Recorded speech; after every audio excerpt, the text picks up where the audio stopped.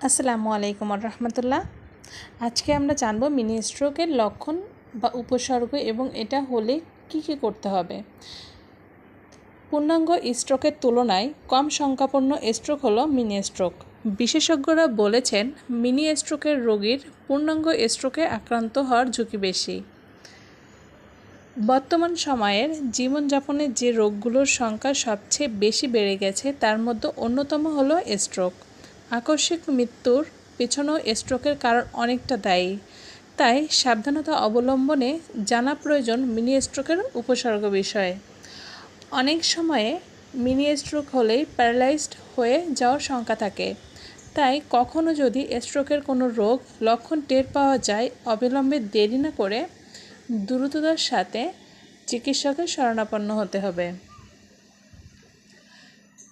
চিকিৎসক শাস্ত্রে mini স্ট্রোককে transient ischemic অ্যাটাকও বলা হয়ে থাকে। তো বন্ধুরা, যারা এখনও আমার চ্যানেলটিকে সাবস্ক্রাইব করনি অবশ্যই সাবস্ক্রাইব করে লাইক করবে এবং পাশে থাকবে।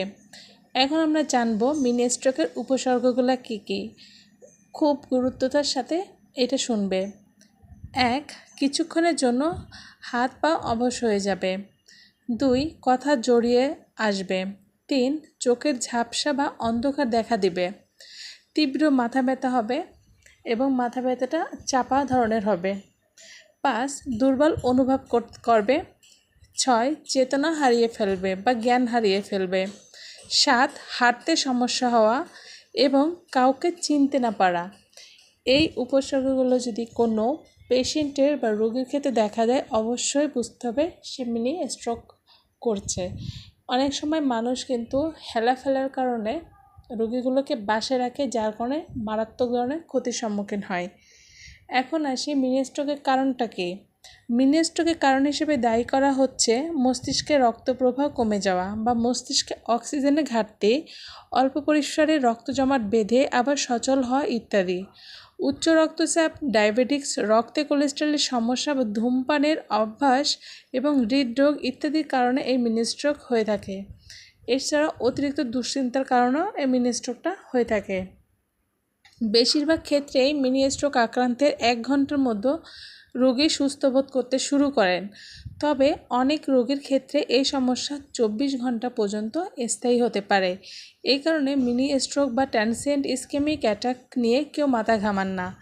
চিকিৎসকরা বলেছেন মিনি স্ট্রোককে গুরুত্ব দিতে হবে।